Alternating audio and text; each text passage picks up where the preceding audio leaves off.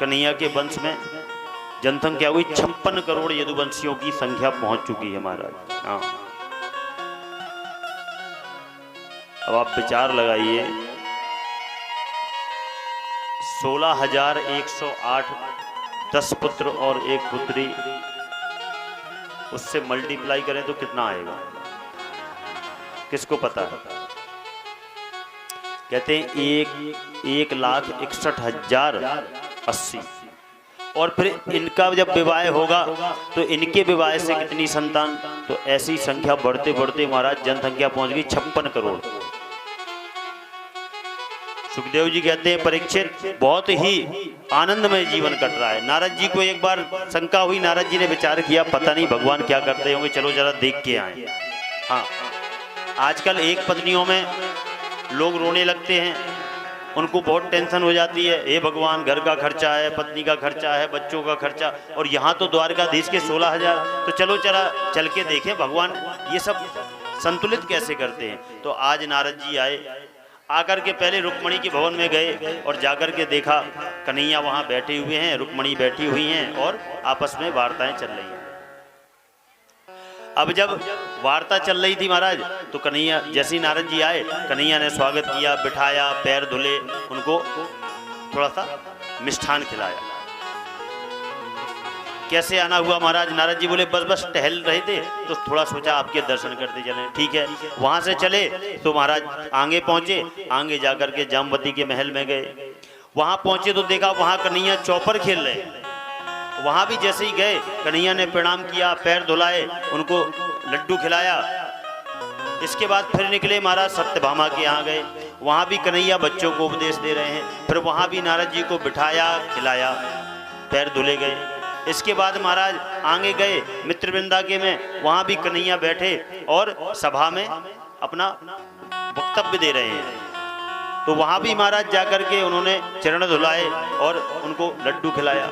अब नारद जी ने विचार किया, हे भगवान ये तो हर महल में मिल रहे हैं, और अगर ऐसे मैंने 16,108 महलों में चक्कर लगाया और हर जगह मेरे पैरों को धुला गया, मुझे एक लड्डू खिलाया गया, तो महाराज पैर धुलते धुलते मेरे पैर घिस जाएंगे और खाते खाते मेरा पेट फट जाएगा। इसलिए अब कृपा, और बाहर से ही प्रणाम करके चले आए। कहते हैं एक बार की बात, अपने पौत्रों को लेकर के कन्हैया बगीचे में टहलने गए और पौत्रों से कहा कि जाओ बेटा तुम लोग कंदुक क्रीड़ा खेलो, खेल खेलो, हम थोड़ी देर विश्राम करेंगे। अब उनके जो पौत्र थे महाराज वो खेलने लगे। खेलते खेलते अचानक जो गेंद थी वो एक कुएं में चली गई।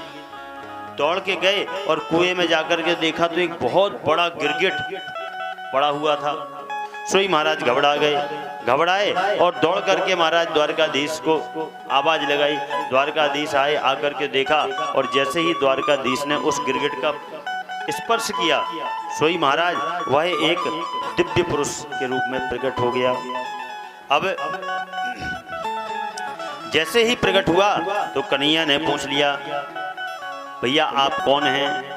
तो वो अपना परिचय देने लगा, नृगो नाम नरेंद्रो हम इक्ष्वाकु तनया प्रभो दानिस्वाख्यायमानेषु यदि ते करुणमस्पृशम्। महाराज मैं इक्ष्वाकु का बेटा हूँ और मेरा वैसे नाम है नृग। दानेशु मैंने इतने दान दिए हैं महाराज, और उन दानों के मेरे कोई दान गिन नहीं सकता। आकाश में तारे गिनना संभव हो सकता है, परंतु मेरा दिया हुआ दान गिनना असंभव है। अच्छा बोले हाँ। भगवान बोले भाई ऐसी कौन सी वस्तु का तुमने दान दिया है? और इतना अगर तुमने दान दिया है तो फिर ये गति तुम्हारी, ये जो गिरगिट बन करके पड़े हो महाराज, क्या दान दिया था? बोले महाराज हमने गायों का दान किया था, और एक नहीं असंख्य गायों का मैंने दान कर चुका हूं मैं। अच्छा बोले हाँ। कन्हैया बोले जरूर बूढ़ी गायों को दान करता होगा। हाँ, जो दूध देना बंद कर दे, जो किसी काम की ना हो, पंडित जी को दे दो। बोले नहीं महाराज सुनिए, मैंने कैसी गायों का दान दिया? कैसे? कि पयस्विनी तरुणी शील रूपः गुणोपपन्ना कपिला हेमशृंगी न्यायार्जिता कव्यरुखुरा सबस्सा दुकूलमाला भरणा ददावृतम।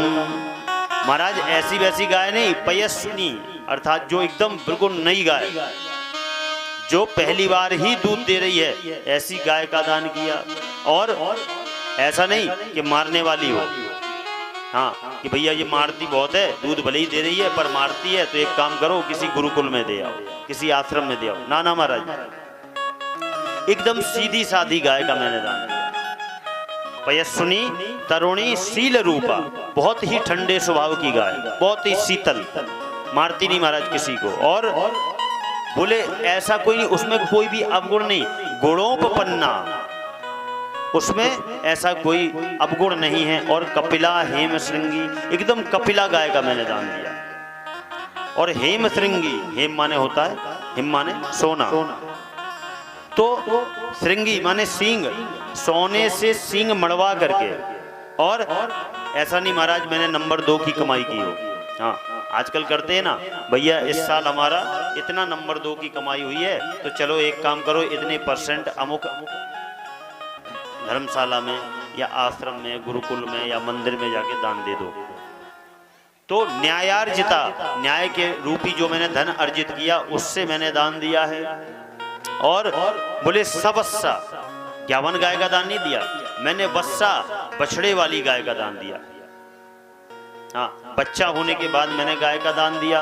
और दुकूल माला, सुंदर माला पहना करके महाराज, चांदी से उसके खुर मड़वा करके पूरा विधिवत दान दिया।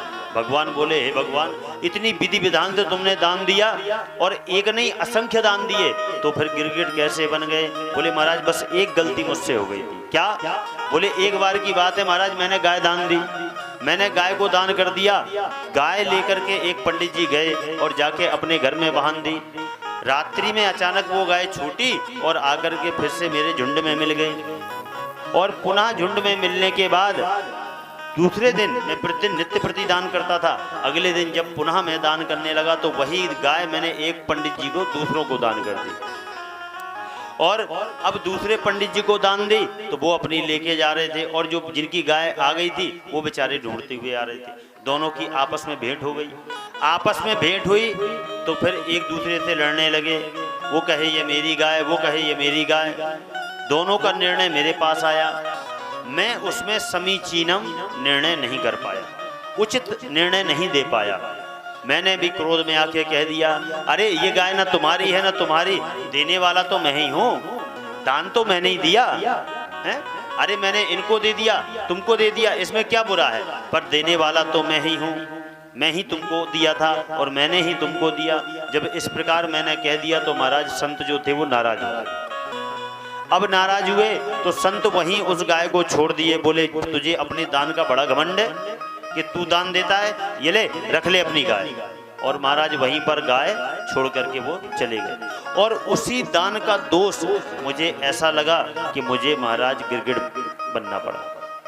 और आज मेरे कोई पुण्य का उदय हो गया जो आपके द्वारा महाराज, आज आपके स्पर्श से, और अब मैं पुनः अपने शरीर में को पा करके और आज मैं स्वर्ग को जाऊंगा। बोलो भक्त वत्सल भगवान की। तो आज नृक का कल्याण, कन्हैया ने सभी अपने जितने भी उनके